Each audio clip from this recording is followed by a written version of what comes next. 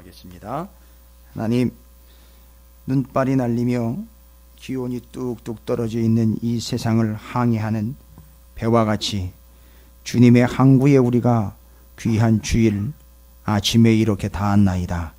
주님께서 불러주셔서 그 항구에 오를 수 있도록 허락해 주시옵시고, 하나님의 지혜인 계시의 말씀 앞에 우리를 노출시켜 주심을 감사드립니다. 그러나 말씀을 전하는 자로서 언제까지 하나님 젖을 먹여야 합니까? 언제까지 미움을 먹여야 합니까?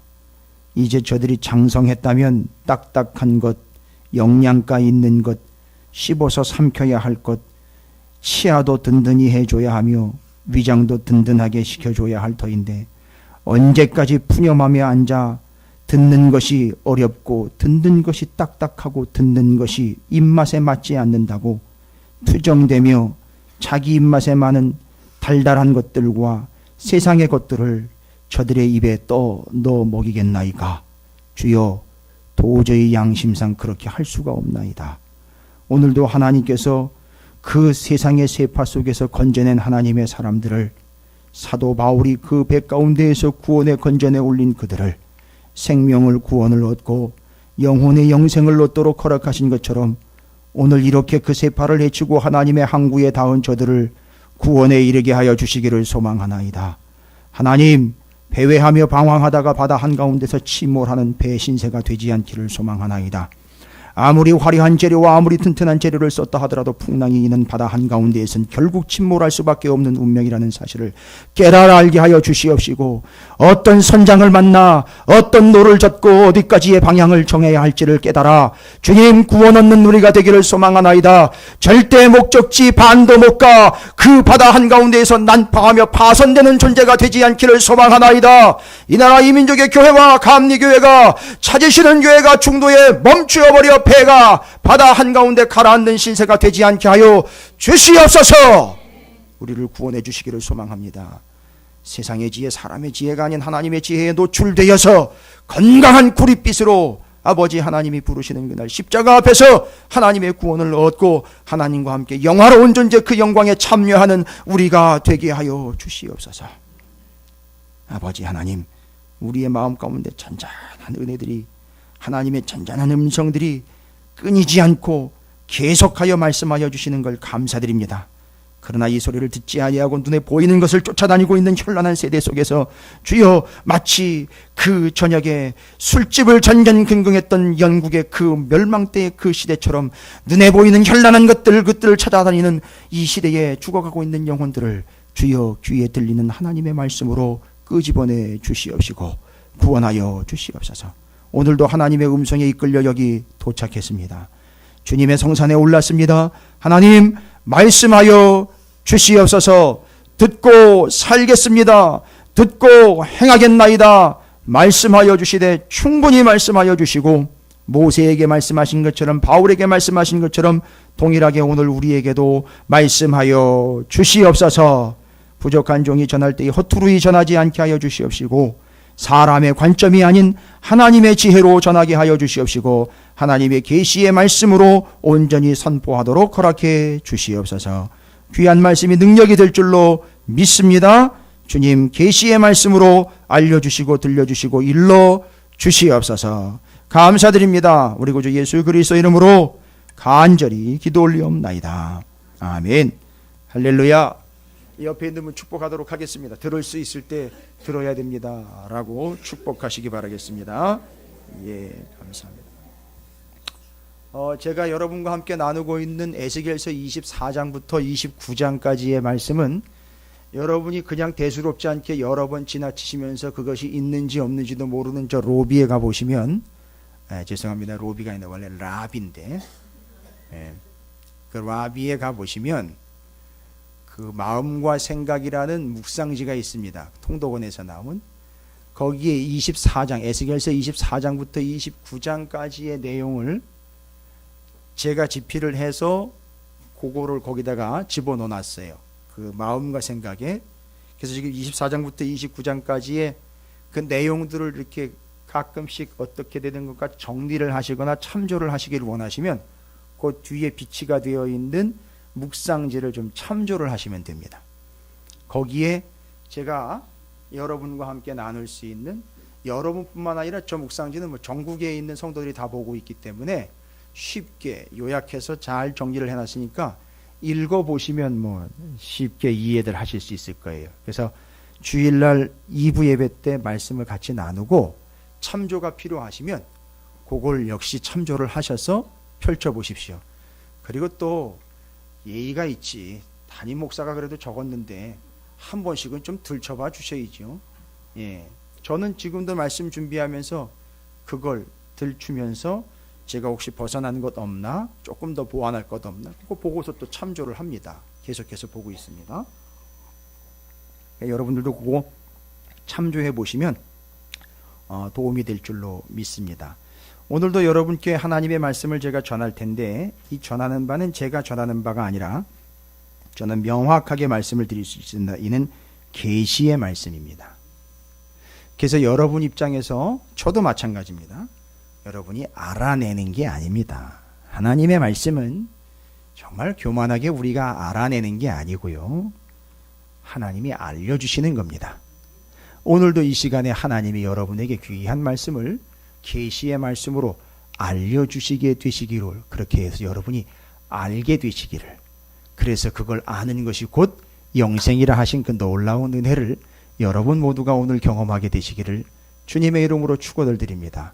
저는 오늘 두 척의 배를 여러분에게 소개를 좀 시켜드리려고 합니다. 구약에 나와 있는 배 하나, 신약에 나와 있는 배 하나에 두 척의 배를 소개를 시켜드리려고 합니다. 그런데 이 두 배는 운명이 완전히 갈려버린 운명입니다. 물론 두 배는 다 파손이 됐습니다. 다 부서져서 산산조각 나서 사라지고 없습니다. 그런데 그 안에 타고 있었던 사람들의 운명은 완전히 갈린 운명이 되었다라는 것을 여러분이 이제 확인하시게 될 겁니다. 그 첫 번째 배는 실제로 그런 배가 있었던 건 아니고요, 두로라는 나라, 여러분 지난주에 말씀이 혹시 기억나십니까? 두로라는 나라가 어떤 나라였는지, 두로 특징이 어떤 특징이었는지, 두로 두 가지 특징이 있었죠. 너무너무 이들은 부자였었어요. 그리고 살고 있는 지역이 너무너무, 이제 두로라는 나라는 높은 지역은 아니고 육지와 바다를 두 군데를 다 나라를 가지고 있었어요. 그러니까 섬도 가지고 있고 육지도 가지고 있었던 나라입니다. 여러분 그 당시 에스겔이 복음을 전할 때에, 하나님의 말씀을 전할 때에 두로라는 나라의 인구가 몇 명이었는지 혹시 아십니까? 그걸 알면 이렇게 앉아 있겠습니까? 그런 눈치로 보시는데 바로 약 10만 명 정도 했답니다. 그러니까 그 당시 10만 명이면 이거 별로 놀라시지를 않네요. 늦었어요? 이미 늦었습니다. 10만 명입니다. 10만 명. 이게 웬만한 요즘으로 보면 큰 중급 이상 되는 도시의 수준과 맞먹는 건데, 10만 명입니다. 그 어마어마한 인원들이 육지와 섬으로 만들어진 아주 안정적인 요새와 같은, 그래서 헬라의 알렉산더 세력들이요, 헬라 제국이 이 두로를 침입할 때 절대, 헬라까지 갈 필요도 없어요. 바벨론, 아수르 이런 나라들이요, 두로라는 나라를 손을 못 댔어요. 워낙에 요새이기 때문에. 거기다가 뭐까지 다 갖추고 있었죠. 장비이며 돈이며 너무 빵빵하다 보니까 누구도 건들지를 않았습니다. 여러분, 그래서 제가 두로, 제가 왜 이게 배 이야기를 할 때 꼭 그 배 사고들이 그렇게 나는지 모르겠는데, 지난 한 주간 동안 제가 이 배를 연구를 하면서 그런 큰 사고들이 직접 눈앞에서 목격이 되더라고요. 참 어처구니 없는 일이 일어납니다. 큰 배, 작은 배 이야기가 아니에요. 그리고 배가 침몰을 하는데 순식간에 많은 인원들이 그 안에 있다가 사망을 하게 되는 참 안타까운 이야기들과, 또 수년 전에 그 많은 학생들이 운명을 달리하게 된 그 침몰 사건들이 자꾸 생각이 나서 마음이 참 아프더라고요. 그런데 성경에서는요, 정말 크고 화려한 배가 하나가 소개가 돼요. 이게 뭔 얘기냐 하면, 이 배의 이름은 두로호입니다. 두로호. 아, 무슨 얘기냐면 그 잘 나가는 나라인 두로, 아주 빵빵한 나라 두로, 안전적인 나라 두로, 이 두로를 뭐에다가 비유를 하느냐면 큰 배에다 비유를 합니다. 옛날에는 증기선이 아니라 바람으로 가는 범선이에요. 큰 배입니다. 여러분, 왜 그렇게 배에다가 비유를 했을까요? 왜 두로라는 나라를 배에다가 비유를 했을까요? 이유는요, 물과 연관이 있기 때문에 배에다가 비유를 하는 거죠. 두로라는 나라가 어떻게 해서 그 많은 부를 얻게 되었는지 12절을 한번 보겠습니다.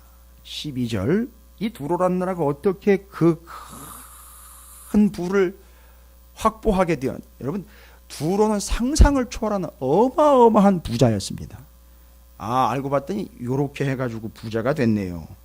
12절부터 25절까지예요. 이게 그들이 장사했던 무역 대상국들과 무역 거래 품들을 소개를 해주고 있는 거예요. 성경에 이런 얘기들이 그렇게 많이 안 나오는데 두로라는 나라가 어떻게 돈을 벌었는지 쭉 소상하게 소개가 되고 있습니다. 마치 영수증 적어 놓은 것처럼 다시 쓰는 각종 보화가 풍부함으로 너와 거래하였으며 은과 철과 주석과 납을 내 물품과 바꾸어 갔도다. 그러면 이 다시스와 무역할 때요, 땅으로 갔겠습니까? 어디로 갔겠습니까? 여러분, 다시스 하면은요, 누가 또 생각이 납니까? 예? 요나예요. 다시스로 간 이유는 그 당시에 요나가 살 때에도요, 다시스라는 동네가 상당히 유명하고 큰 동네예요. 그런데 그 큰 동네, 유명한 동네가 누구랑 무역을 합니까? 두로랑 무역을 합니다. 그러니까 이 두로는 어디로, 뭘 통해서 어떻게 무역을 하는 거죠? 바다로 배를 타고 가서 어마어마한 금액을 축적을 하는 거예요. 그럼 뒤로 다 읽어보세요. 아무지 남의 집안 이야기라고, 남이 돈 버는 이야기니까 괜히 읽다 보면 배 아플 것 같아가지고 그냥 읽지 마시고, 이렇게 스탑하지 마시고 한번 쭉 읽어요. 어마어마하게 많은 무역품들이요, 아주 수두룩 뻑적지근하게 소개가 되고 있어요. 포도주서부터 잘 보십시오. 뭐 놋그릇, 사람까지도 교역의 대상이 되었고요. 놋그릇, 상품, 뭐 노새, 군마, 15절 가면은요, 상아, 박달나무, 16절 가보면은요, 남보석, 자색, 배, 수놓은 곳, 옷감들, 배, 산호, 홍보석, 뭐, 그 다음에 17절에는요, 유다 땅이죠. 이스라엘 땅은요, 과자, 꿀, 밀가루, 이런 유향, 이런 거, 주로 먹거리 같은 거. 그 다음에는 18절에 보니까요, 각종 보화, 다메섹과 거래할 때는 헬본의 포도주, 흰, 양털. 그 다음에 19절에는요, 쇠와 계피와 대나무. 20절에는요, 드단과 거래할 때요, 말을 탈 때 까는 천. 아유, 별게 다 나옵니다. 무역품들로 되게 많은 것들이 소개가 되고 있죠. 제가 다 읽어드리지 않아도 얼마나 많은 양들과 얼마나 화려한 물건들이, 얼마나 희귀한 물건들이 두로와 함께 거래의 대상이 되었는지를 일러주고 있습니다. 그런데 어떻게 거래를 했죠? 육로로 마차를 타고 거래하지 않았습니다. 왜요? 양이 많고 이 나라들이 다 바다와 연결되어 있기 때문에 바다를 통해서 연결. 그러다 보니까 뭘 잘 만들었을까요? 배를 잘 만들었습니다. 그래서 두로가 배를 잘 만들기도 하지만 이 두로라는 나라를 어디에다가 비유를 합니까? 큰 배에다가 비유를 합니다. 그 내용은요, 어디에 나와 있습니까? 앞부분에 나와 있죠. 5절부터 10절까지의 내용을 보시면 그 배의 모양새가 이렇게 5절부터 9절까지 그 배가 이렇게 소개가 되고 있어요. 잘 보십시오. 이제는 그 두로라는 배가 어떻게 만들어졌는지, 두로를 비유를 하는 거예요. 두로가 이런 배 모양인데 그 배는 이렇게 만들어졌다. 스닐에 뭐예요? 잣나무로 네 판자를 만들었으며 너를 위하여 레바논의 백향목을 가져다가 돛대를 만들었대요. 여러분, 레바논의 백향목이 어디에 쓰였는지 아시죠? 예루살렘에 성전을 만드는 데 썼던 건데, 죄송합니다, 이 인간들은요, 배를 만드는데 뭐에다가 써요? 돛대. 여러분, 돛대는 하나만 만들어 놓지 않습니다. 왜냐하면 돛대는 부러질 수 있기 때문에 여러 개를 만들어 놔요. 근데 돛대는 아무거나 쓰지 않습니다. 여러분, 옛날에 돛대를 어떻게 만든지 아십니까? 돛대? 우리 돛대 하면 돛대도 아니 달고 사대도 없이, 그 돛대예요. 그 돛을 다는 닷, 하고는 다른 거 아시죠? 닻은 내려서 배를 정지시키는 것이고 돛은 올려서 돛을 달아 그것이 바람을 맞으면 배를 움직이게 하는 거예요. 그러니까 이 돛대의 특징이 뭘까요? 너무 튼튼하면 어떤 특징이 있을까요? 튼튼하면 부러지지요. 그러니까 강한데 어떻게 해야 돼요? 유연해야 됩니다. 그러니까 돛대는 여러분 그냥 아무거나 갖다 쓰지 않습니다. 어떻게 할까요? 돛을 만들기 위해서 나무를 따로 심어요. 어디다가 심을까요? 바닷가의 암벽 위에다가 심습니다. 나무를. 그러면 이게 자라면서 어떻게 해요? 바람을 맞으면서 계속 휘청휘청하면서 여러분 이게 휘청휘청하면 어떤 일이 발생되는지 아십니까? 휘청휘청하면 나무에 열이 생깁니다. 그런 줄 아세요. 이게 휘청휘청하면 열이 생깁니다. 그러면 열이 생기면 어떤 현상이 발생되는지 아십니까?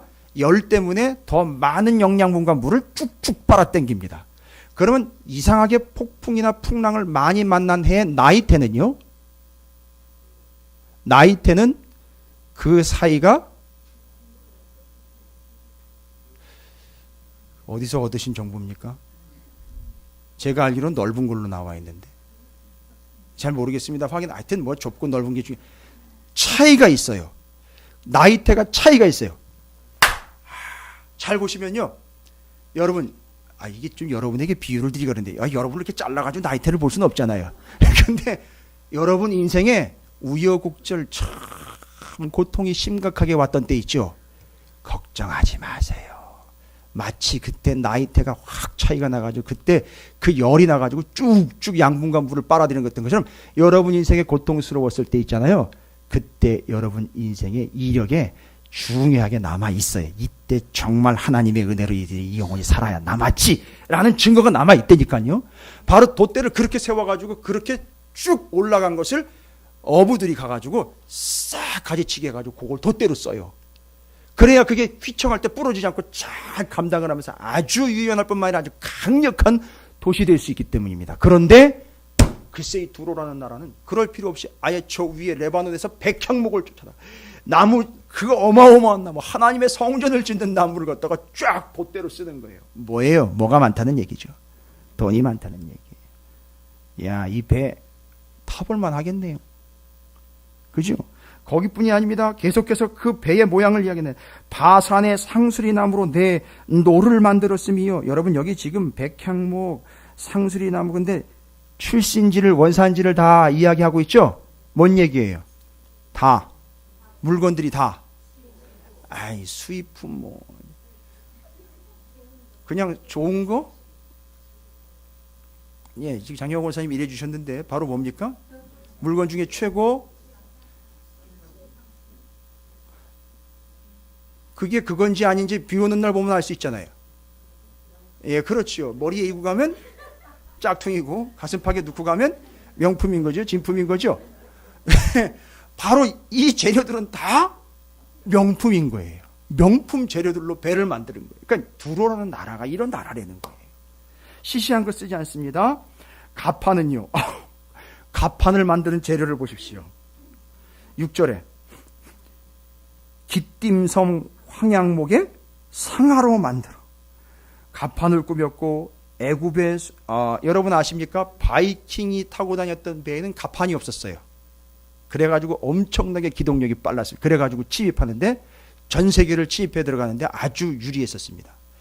배가 뜨기게 아주 얕게 뜨기 때문에 그 안으로 강까지 파고 들어가지고 나라들을 침략했던 거 옛날에 바이킹족들이요. 이런 배의 이야기도 있어요. 그런데 노를 만들고 가판을 만들었습니다.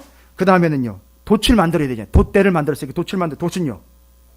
애굽에 수놓은 가는 배로 요즘으로 말하면 루이 거시기 이런 걸로 갖다 돛을 루이 거시기로 갖다 만드는 거예요. 생각해 보십시오. 이게 얘기가 됩니까? 이게 많으니까요. 깃발을 삼았으며 엘리사 섬의 청색 자색 배로 차이는요 덮개예요. 배 덮개요. 예. 역시 베네 거시기로 만든 것이요. 루이 거시기에 베네 거시기까지 해가지고서 배를 만들었습니다. 뭔지 아시죠? 그 뒤에 건 제가 얘기 안 하겠습니다. 저한테 없기 때문에. 시돈과 아루와 주민들이 내 사공이 되었어요. 유명한 사공들을 고용을 했습니다. 두로야, 내 가운데 있는 지혜자들이 내 선장이 되었도다. 이번에 배 사고도 이 선장과 조타수의 문제 아니었습니까? 그렇죠. 근데 이 사람들은요, 아주 능숙한 숙련공들을 돈을 주고 고용을 했어요.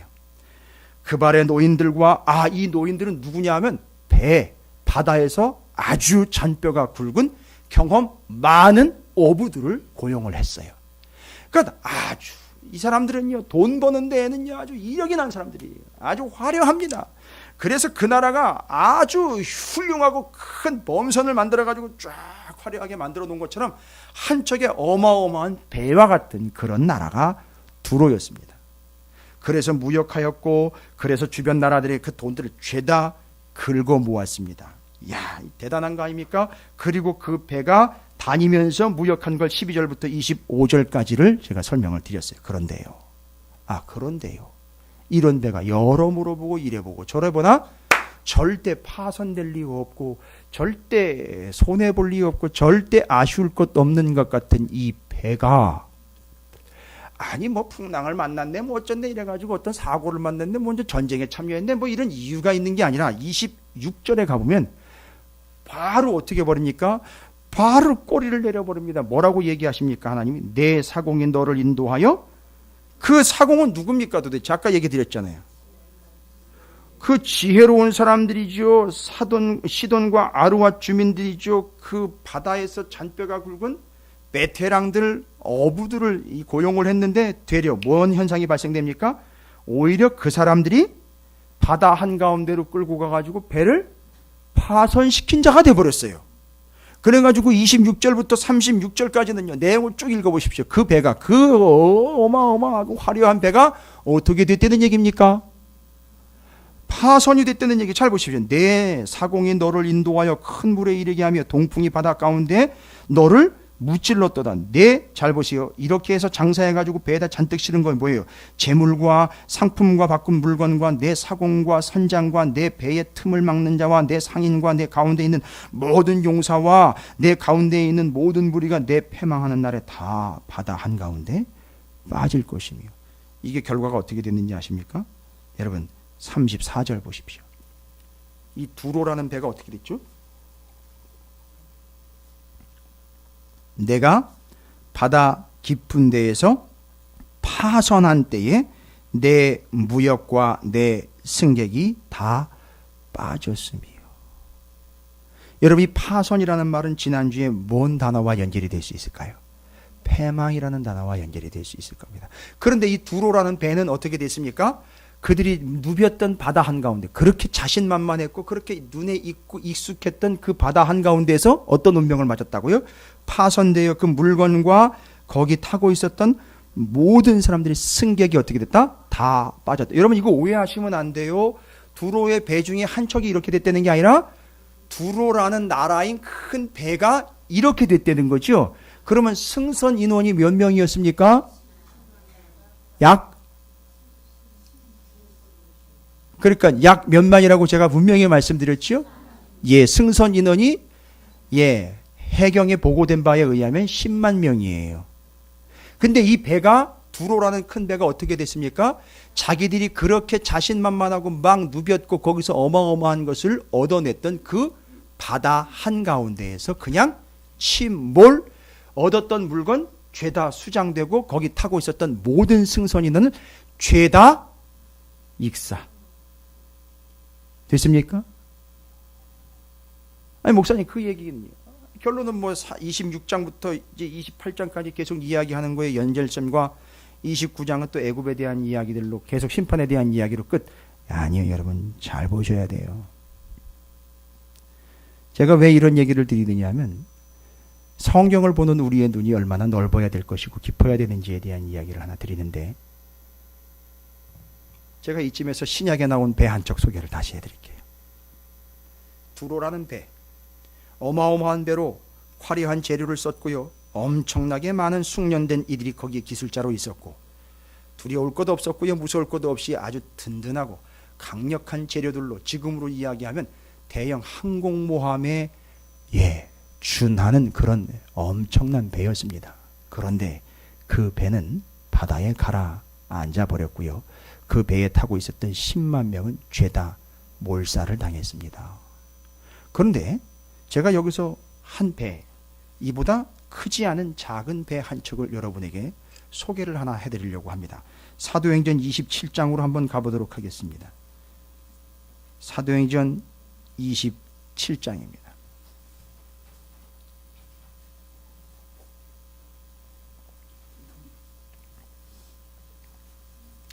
사도행전 27장. 근데 재미있어요, 여러분. 에스겔서 27장이거든요.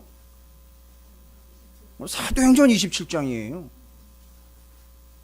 또 여전히 여러분은 별로 놀라시질 않는데 성경을 읽어본 사람들만이 경험할 수 있고 참 놀랍다라고 깨달을 수 있는 그런 내용들. 여러분 정말 별거 아닌 것 같지만 전 별거예요. 참 이게 이런 우연인지 아닌지 모르겠으나 에스겔서 27장, 사도행전 27장이에요. 여러분 에스겔서와 사도행전을 충분히 읽어보지 않은 사람들은 절대 이것도 발견하지 못하는 그런 내용들입니다. 사도행전 27장의 내용은 여러분 아시다시피 어떤 내용입니까? 사도 바울이 3차 선교 여행을 마치고 예루살렘에서 붙잡혀가 가이사랴에서 2년 잡혔다가 로마로 압송이 되어 갑니다. 로마로 압송이 되어 갈 때 육로로 가지는 않고 배를 타고 갑니다. 배를 타고 가다가 멜리데 섬에 파선하여 당도하기 전에 배가 그 배에서 유라굴로 광풍을 만나가지고 파선을 당하게 되는 이야기가 바로 사도행전 27장에서 27절이에요. 그것도 27절부터 44절까지 바울이 탄 배, 그 일행들이 탄 배가 위태위태하여 파선하게 되는 이야기가 나와 있는 거예요. 그러면 에스겔서 27장과 사도행전 27장에 나와 있는 두 배의 운명은 둘 다 어떻게 된다는 거지요? 바다에서 풍랑을 만나 파선하여 가라앉는다는 얘기입니다. 그런데 신약에 나와 있는 바울이 탄 배는 어떻게 됐는지 한번 결론을 좀 살펴봐야 될 것 같습니다. 그래서 두 배를 좀 비교를 해야 됩니다, 오늘. 그러면 그 사도행전 27장 27절부터 44절까지 이미 알고 있는 내용이지만 제가 읽어드릴 테니까 한번 스토리를 쭉 타고 가보십시오. 뭐라고 나와 있습니까? 열나흘째 되는 날, 아이고 어떻게 된지 열나흘째입니까? 바다에서 뭘 만난지? 풍랑을 만난지 열나흘째입니다. 바다에 별이 보이든지 해가 보이든지 이런 거 하나도 못 봤어요. 어두컴컴하고 풍랑 때문에 먹구름 때문에 아무것도 보이지 않고 먹지도 못하고 열나흘을 보냈습니다. 우리가 아드리아 바다에서 이리저리 쫓겨가다가 자정쯤 되어 사공들이 어느 육지에 가까워지는 줄을 짐작을 하고 물을 재어보니 20길이 되고 조금 가다가 다시 재어 15길이라. 어이구 20길 됐다가 15길 되니까 뭔 얘기입니까? 점점 어떻게 되는 거죠? 그렇죠. 육지가 뭔가 가까워지고 있다는 거죠. 이야, 이게 열나흘 만에 희망을 얻게 됩니다. 암초에 걸릴까 하여 고물로 닷넷을 내리고 날이 새기를 고대하니라. 사공들이 도망하고자 하여 이물에서 닻을 내리는 채하고 거룻배를 바다에 내려놓고는 바울이 백부장과 군인들에게 이르되 이 사람들이 배에 있지 아니하면 너희가 구원을 얻지 못하리라니. 이에 군인들이 거룻줄을 끊어 떼어버려. 그 와중에도 어떤 인간들이 있었습니까? 예, 그 선장처럼요. 혼자 도망가 살려고 앞서 나가던 자들이 있었습니다. 그때 군인들이 나서가지고 그 구조선을 내리는 밧줄을 끊어가지고 이 사람들 다 같이 있어야지 다 산다 이렇게 얘기를 했어요. 날이 새어가며 바울이 여러 사람에게 음식 먹기를 권하여 이르되 지금까지는 하나도 못 먹고 그냥 그리고 고생만 하고 있었으니까 이 음식 먹고 이제 날이 밝으면 뭔가 일이 있을 테니까 바울이 이제 권합니다. 이것이 너희의 구원을 위하는 것이요 너희 중 머리카락 하나도 잃을 자가 없으리라 하고. 이건 뭔 교만과 뭔 자신만만인지 한 사람도 안 죽는다는 거예요. 여기 있는 사람. 떡을 가져다가 모든 사람 앞에 하나님께 축사하고 떼어 먹기를 시작하며 그들도 다 뭐하고 받아 먹었다? 안심하고 받아 먹었다고 그럽니다. 배에 있는 우리의 수라고 했어요. 무리도 아니고 우리. 그럼 누구를 포함한 겁니까? 사도 바울과 이 사도행전을 기록한 누가를 포함을 해서 우리. 그 배에 있던 사람들이 몇 명이다? 276명이다. 자, 그러면 몇 명 대 몇 명으로 숫자가 나오죠? 10만 명 대 276명입니다. 배는요, 어마어마한 배와 그다지 크지 않은 배 이야기로 비교가 되고 있는 거 아시겠죠? 그리고 그 안에 바울이라는 사람이 타고 있었고 그 어마어마한 배에는요, 누가 그 배의 키를 잡고 있었죠? 외국에서 고용된 숙련된 어부들이 그 기술자들이 모든 상황들을 다 관여를 하고 있었습니다. 그러나 바울은 노젓는 거나 배를 저어가는 거에 절대 관여하지 않았습니다. 그러나 어찌 그는 일어나서 그들에게 먹을 걸 먹이고 안심하라고 얘기하고 배부르게 먹고 38절에 밀을요. 그 당시에 밀을 싣고 갔던 것 같습니다. 맞습니다. 알렉산드리아 저 이집트에서 어디로요? 로마 사람들 주식인 빵을 만들어 먹는데 사용하도록 밀을 싣고 갔던 식량 운반선이었습니다. 그래서 거기 밀이 많았어요. 그런데 이 밀이 너무 많으니까 배가 금세 침몰할 것 같아요. 마지막으로 밥 해먹고 빵 먹고 떡 먹고 어떻게 했어요? 나머지 밀을 싹 버려버립니다. 살아야 되니까요. 그렇게 해서 배를 가볍게 하였더니 날이 새매 보십시오.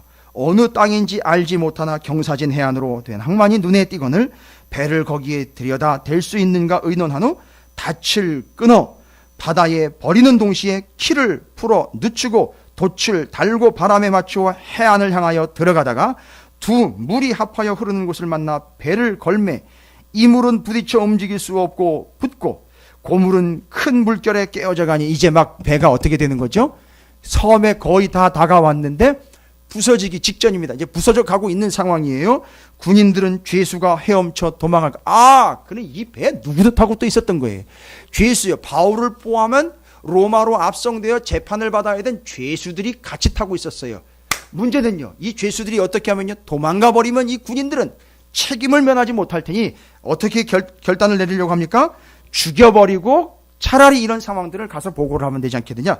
이때 백부장이 누구를 구하려고요? 바울을 구원하려 하여 그들의 뜻을 막고 아니야 죽이지 마라 끝까지 같이 간다 하고 헤엄칠 줄 아는 사람들을 명하여 물에 뛰어내려 그러니까 물에 뛰어내려도 빠져 죽지 않을 만큼의 수위까지 온 거예요. 그리고 그 앞에 육지가 있는 거예요. 그 섬이 알고 봤더니 나중에 무슨 섬인지요?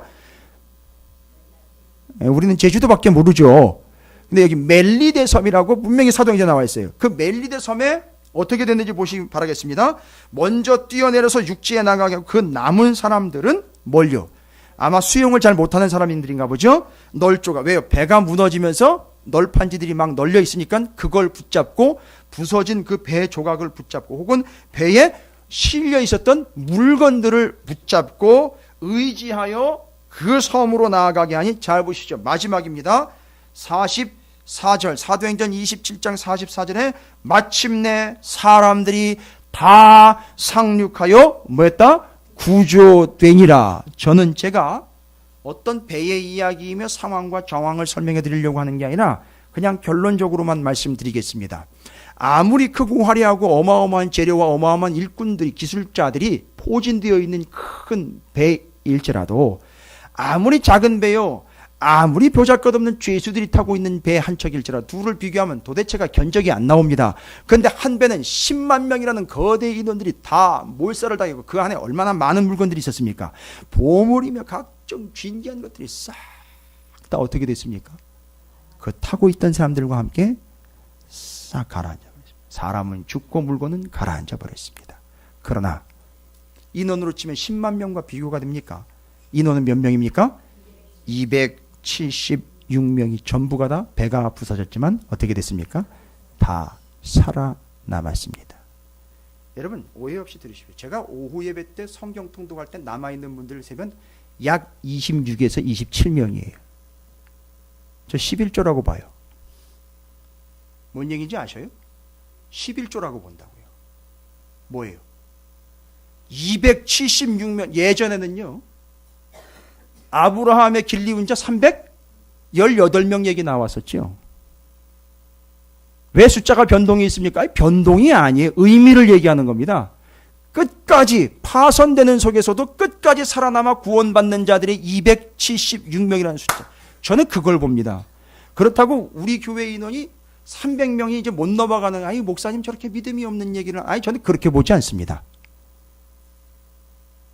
평일날 예배에 나오는 인원들 11 제가 다 계산합니다. 딱딱 맞아 떨어져요. 분명히 그건 하나님 뭔가 보여주시는 거예요. 알려주시는 거고요. 그런데 276명이 문제는 뭡니까? 결론은 뭡니까? 다 살아남았다는 거예요.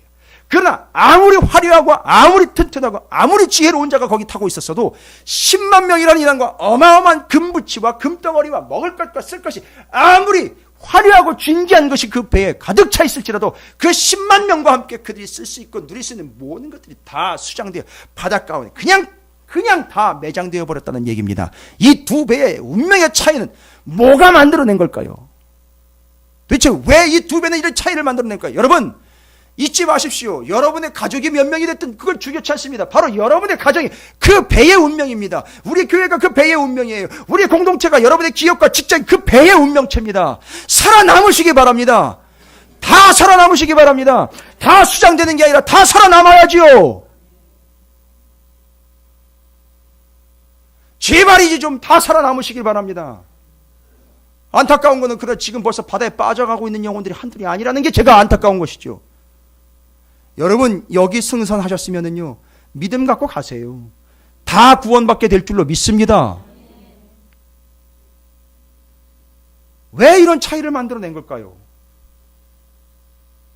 도대체 그 배는 10만 명이 어마어마한 재료요, 확실한 재료요, 튼튼한 재료고 화려한 재료들로 만들었습니다. 그거요 항공모함에 비유되는 거예요. 일반 돛담배가 아닙니다. 항공모함이에요.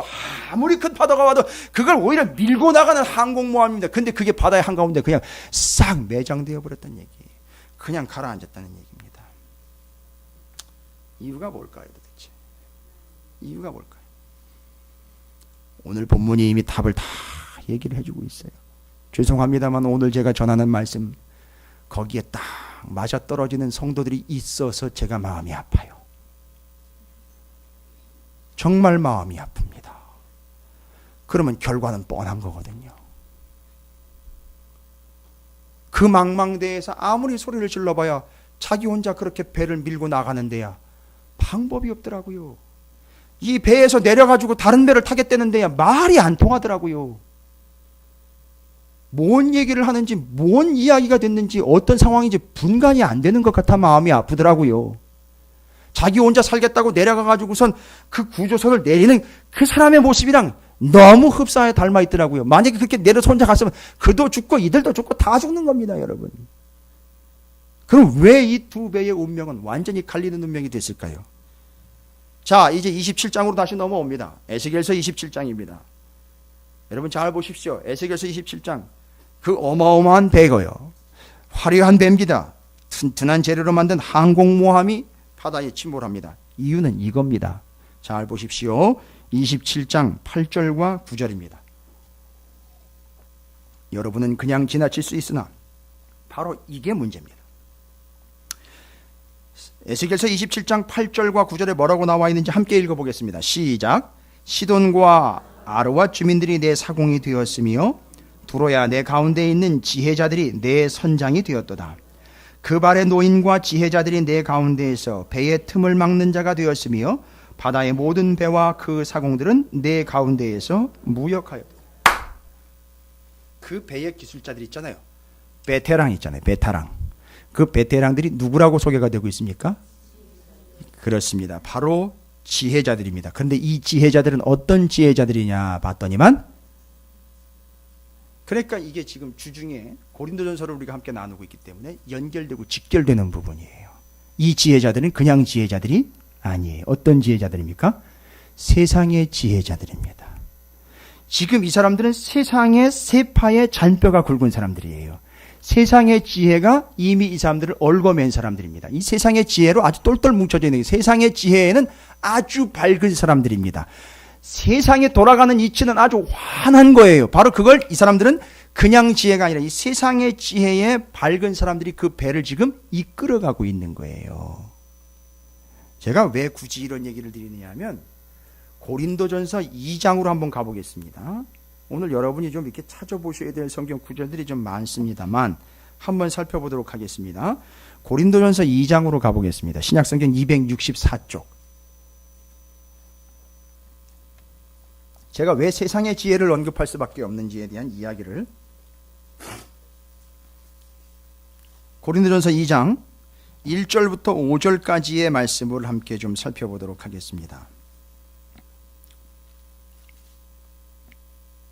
고린도전서 2장 1절부터 5절까지입니다.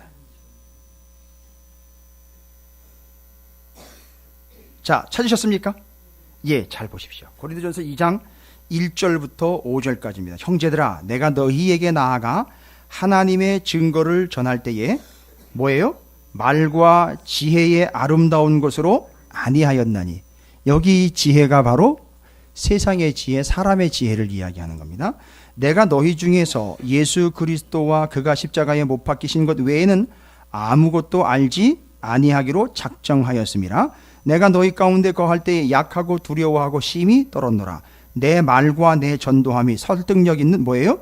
지혜의 말로 하지 아니하고 다만 성령의 나타나심과 능력으로 하여. 그러면 세상의 지혜, 사람의 지혜가 세상이 준 걸로 이야기한다면 하나님의 지혜는 어떤 것입니까? 여기 나와 있는 성령의 나타나심이라는 얘기니까 하나님의 지혜는 어떻게 하시는 게 하나님의 지혜라는 거죠? 하나님이 여기 성령의 나타나심은 성령을 통해 어떻게 하시는 거죠?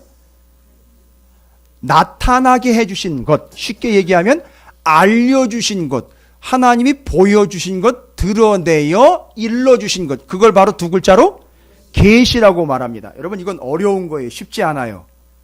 그러니까 신앙생활 허투루 했거나 말씀 한번 제대로 못 읽었으면 이건 전혀 못 알아듣는 얘기예요. 왜일까요? 다시 한번 말씀드립니다. 고린도전서 1장 18절에 뭐라고 나와 있느냐면 십자가의 도가 멸망하는, 십자가의 도는 하나님의 지혜예요. 세상의 지혜는, 바울이 나는 그런 지혜로 전하지 않은 하나님의 지혜로 전했습니다라고 말할 때 그 십자가의 도가 하나님의 지혜입니다. 그런데 십자가의 도가 멸망하는 자들에게는 미련한 것이요 구원을 받은 우리에게는 하나님의 능력이 된다. 반드시 대조가 되게 돼 있어요. 그래서 지금 바울이 말하고 있는 이 세상의 지혜가 아닌 하나님의 지혜는 하나님이 우리에게 어떻게 주신 겁니까? 직접 알려주신 거예요. 이게 바로 계시의 책 성경이라고 말합니다. 그러니까 이거는 누가 기록을 하여 누가 공부시키려고 만든 게 아니라 하나님이 우리에게 당신의 마음을 알려주신 거예요. 그래서 이게 바로 십자가의 도구, 이게 하나님의 지혜인 거예요. 그런데 이 지혜가 아닌 어떤 걸요? 세상의 지혜를 가지고 있는 사람들이 그 배에 뭐가 됐습니까? 선장됐고 조타수가 되고 기술자가 다 될 거예요. 그러니까 바로 그 배가 어떤 운명을 맞게 됐다는 겁니까?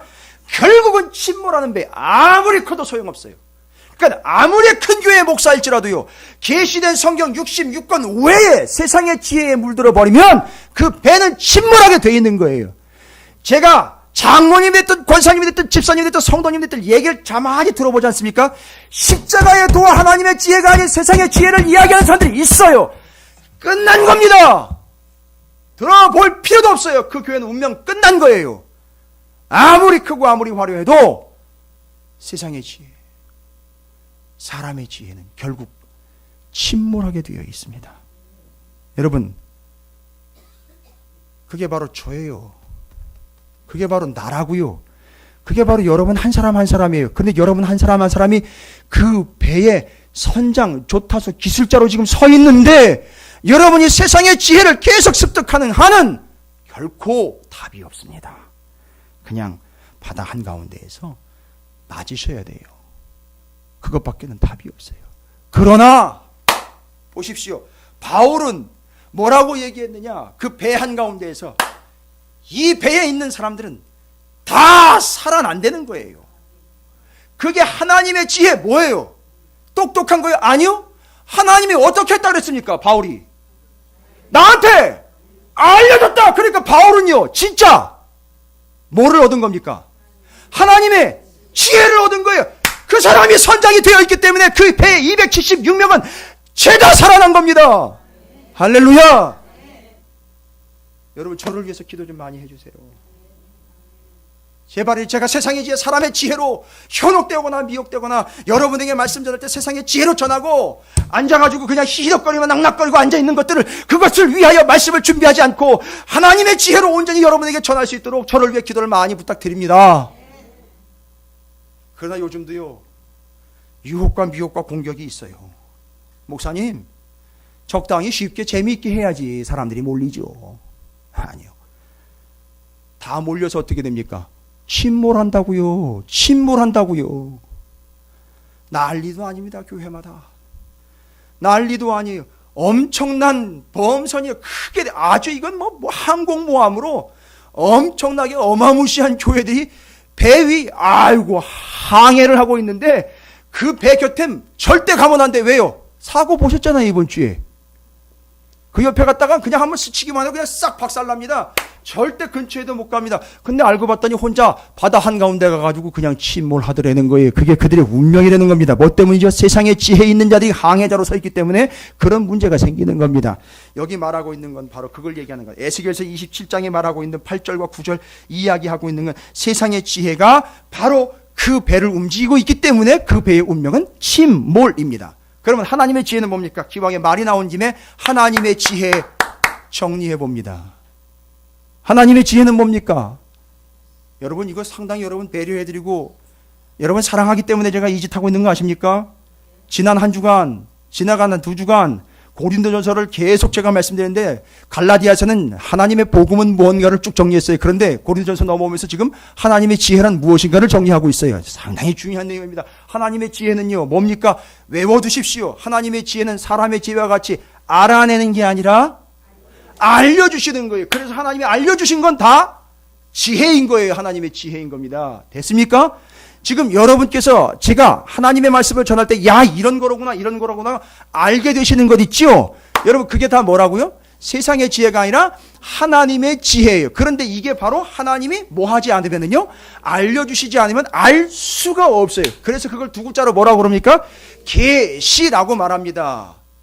그런데 완벽한 계시 있잖아요. 완벽하게 하나님이 하나님을 알려주신 것, 드러내 보여주신 것. 그렇지요. 우리에게 오신 하나님이 아예 우리에게 직접 오셨어요. 그래가지고 나야 예수님 오셔가지고 그랬잖아요. 그게 바로 나야 라고 보여주시고 드러내 알려주시죠. 바로 예수 그리스도예요. 여러분 그러니까 완벽한 계시 예수 그리스도입니다. 그런데 하나님은 그 계시를 통해서 계시를 받는 그 성도들을 어떻게 하신다 그랬습니까? 기억하십시오. 그 성도들 계시를 받고 하나님이 누구인지를 알게 되고 예수가 누구인지를 알게 되고 말씀이 어떤 것인지를 알게 된 그들을 하나님은 어떻게 된다? 십자가의 도가 멸망하는 자들에게는 어리석은 것이요 구원을 얻은 우리에게는 하나님의 능력이 된다고 그랬습니다. 할렐루야.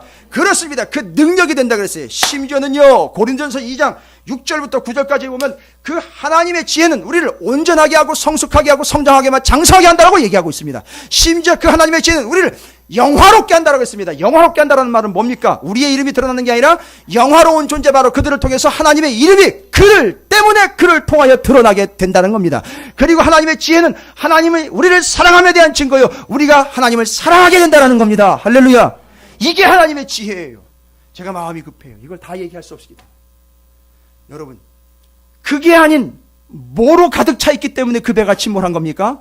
그렇지요. 세상의 지혜, 사람들의 지혜로 가득 차 있기 때문에 그 배는 침몰한 겁니다. 그러나 아무리 작은 배일지라도 뭐가 있으면은요 하나님의 지혜를 가진 자가 선장과 기술자로 앉아있다면은요 그 배는 절대 침몰하지 않고 276명이 고스란히 살아남게 될 줄로 믿습니다. 여러분 함께 따라합니다. 제가 하나님의 지혜자입니다. 좀 간절히 외치시기 바랍니다. 하나님, 저에게 하나님의 뜻을 알려주십시오. 할렐루야. 여러분이 그 가정에 배요 선장 아닙니까? 조타수 아닙니까? 기술자 아닙니까? 노젓는 이들 아닙니까? 절대 그 배는 침몰하지 않게 되기를 주님의 이름으로 축복합니다. 첫 번째 침몰의 이유는 바로 이 세상의 지혜자들이 그 배의 선장과 그 배의 조타수와 기술자들로 서 있었기 때문에 침몰하게 됩니다. 어렵지 않습니다. 딱 두 가지만 얘기하겠습니다. 두 번째는요, 여러분 에스겔서 27장에 그 화려한 배를 가지고 무역했던 그 내용들이 12절부터 25절까지 기록되어 있다고 말씀드렸죠? 보십시오. 정말 많이 나오는 단어 있어요.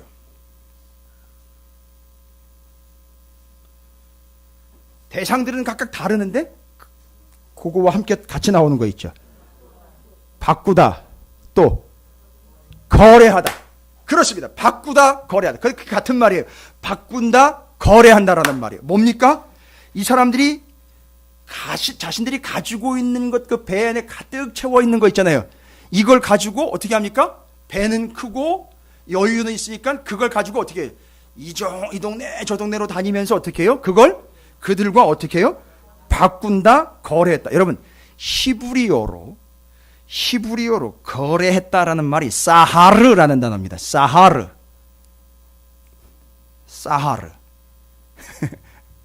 네, 여러분 재밌어요. 진짜 재밌어요. 여러분 오해 없이 들으시기 바랍니다. 여러분 이해하시고 기억하시기 쉽게 말씀드리는데, 거래했다 바꿨다라는 말, 이게 사하르라는 단어를 쓰는데, 여러분 이게 바로 그들의 영적인 현실을 나타내는 거예요. 사하르라는 단어는 배회한다,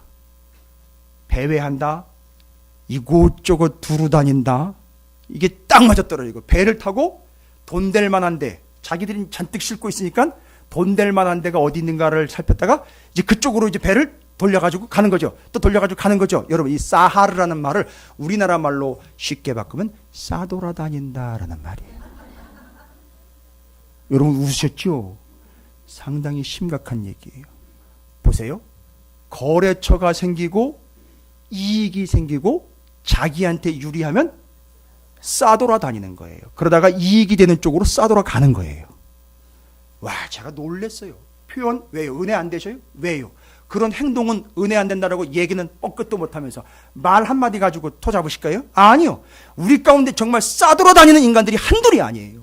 교회요, 내가 봤을 때 야, 이 교회가 좋겠다, 저 교회가 좋겠다, 아, 저 목사 얘기가 좋겠다, 저 목사 얘기가, 싸돌아다니는 인간들이 수두룩합니다. 지금 그게 사하르예요. 결국 그 운명은 어떻게 됩니까?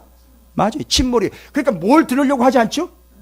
하나님의 말씀인 하나님의 지혜를 들으려고 하는 게 아니라, 어떤 목사가 어떤 교회가 참 내 귀를 간지럽혀가지고 좋게 쉽게 재미있는 이야기들로 들을 만한 이야기를 가가지고 오늘도 주일에 딱 한 번 가서 들으니까 일주일 동안 스트레스 쌓였던 거 그냥 그거 듣고 웃고 와야 되겠다 해서 그런 식으로 교회를 싸돌아다니는 주의들이 많다는 얘기입니다. 그 배는 결국 침몰하게 되어 있는 거예요. 그러나 여러분 잘 보십시오. 성경에서는요, 하나님이 주신 것들을 가지고 거래하며, 하나님이 주신 것들을 가지고 세상의 이익을 위해 바꾸라고 얘기한 게 아니라, 하나님이 주신 거 가지고 거래하며 싸돌아다니는 게 아니라 하나님이 주신 거 가지고 투자하라고 그랬어요. 장차 닥칠 주님의 오심과 장차 우리에게 닥칠 종말과 영원한 삶을 위하여 우리에게 주신 걸 가지고 싸돌아다니라고 한 게 아니라, 우리에게 주신 걸 가지고 하나님 나라를 위해 투자하라고 그랬단 말입니다. 여러분 지금 여러분이 예배드리는 이 시간이요, 죄송합니다, 표현을 이해하십시오. 여러분 싸돌아다닌 거 아니잖아요. 어떻게 싸돌아다니다가 여기에 다 한 게 아니잖아요. 여러분이 귀중한 시간을 하나님께 영적으로 영원한 것을 위하여 지금 투자하고 있는 거 아닙니까? 절대 거래하는 거 아니죠? 판매하고 바꾸는 거 아니죠? 그렇다면 여러분 침몰의 위험은 없습니다. 아니, 마지막 순간에 배는 무너져도요, 어떻게 된다? 276명 다 살아난다는 겁니다. 할렐루야. 그래서 우리 교회가 주신 사명이에요. 뭡니까? 두 가지요. 절대 우리 교회는 세상의 지혜가 침입하지 못하도록 목사와 성도가 하나가 되어 막는다. 둘째, 절대 우리 교회는 싸돌아다니지 않는다. 뭐 때문에 싸돌아다닙니까?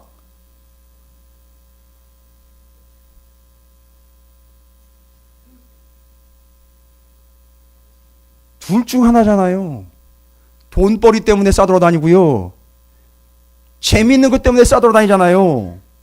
그래서 밤에 늦게 들어오면 어디를 그렇게 싸돌아다니다가 이제 들어오는 거야? 라고 이야기를 하는데, 그게 딱 그거 아닙니까? 우리의 영적인 현실, 이 두로라는 나라의 영적인 현실이 바로 세상의 지혜로 똘똘 뭉쳐져 침몰할 수밖에 없음이에요. 자신들에게 조금만 이익이 생기면 어떻게 됩니까? 그거를 쫓아 배회한다. 지금 사하르라는 말이요, 사하르라는 말이 배회하다, 우리나라 말로 전전긍긍하면서 돌아다닌다, 이익을 찾아 싸돌아다닌다, 이런 얘기가 거기서 담아 있는 거예요. 여러분 우리가 그 배입니까? 아니요. 우리는 바로 하나님의 지혜로 마지막 순간에 거기 있는 사람들이 다 구원을 얻게 되는 그 배입니다. 할렐루야. 우리의 운명입니다. 우리의 미래의 모습입니다. 이 두 가지 때문입니다. 그래서 그 배와 이 배는 심각한 차이가 나오는 거예요. 여러분 이런 말씀 아마 처음 들으셨을 거예요. 그 배와 이 배를 이렇게 비교하는 것은요. 그러나 하나님은 결국 그 배와 이 배를 이렇게 비교를 하십니다. 여러분 이게 계시예요. 이해가 되십니까? 그리고 여러분 오늘 그 계시를 어떻게 하신 겁니까? 듣고 받은 거예요. 그럼 여러분은요 뭘 받은 겁니까? 하나님의 지혜를 받은 거예요. 그게 여러분에게 뭐가 된다고요? 능력이 됩니다. 아, 내 배가 비록 작아도, 내 배가 비록 레바논의 백향목으로 돛대를 세운 건 아닐지라도, 애굽의 그 화려한 천으로 돛대를 만든 건, 돛을 만든 건 아닐지라도 절대 우리는 침몰하지 않는다. 하나님의 지혜. 그래서 여러분, 하나님의 지혜에 지속적으로 어떻게 됩니까? 노출되셔야 돼요. 할렐루야. 여름이면 선탠하듯이 여러분 하나님의 지혜의 말씀의 계시에 계속 노출시키시기 바랍니다. 그게 여러분에게 뭐가 된다고요? 능력이 되고 지혜가 되고 힘이 될 줄로 믿습니다. 따라서 절대 이제는 침몰하지 않는다는 거예요. 뭐에 노출되면요? 하나님의 지혜, 계시에 노출되면 이제는 바람으로 가는 게 아니라 알고 봤더니 이게 태양열로 가는 거더라고요. 이해가 되십니까? 태양열 지별판 기억하십니까? 알고 계시죠? 태양열 판을 놓으면 그게 태양열이 비춰가지고 어떻게 돼요? 그걸 에너지, 열을 전기로 바꿔가지고 집약을 해버리잖아요. 그래서 그걸 쓰지 않습니까? 바로 하나님의 지혜가 그런 역할을 하는 거예요. 여러분에게 그런 능력과 하나님의 지혜가 계시가 되어서 여러분, 전 너무너무 감사해요. 정말 창피해서 여러분에게 말씀드리기가 참 그렇다. 저 잘 때도요, 진짜 이래고 자요. 혹시라도 자다가라도 알려주실까 봐.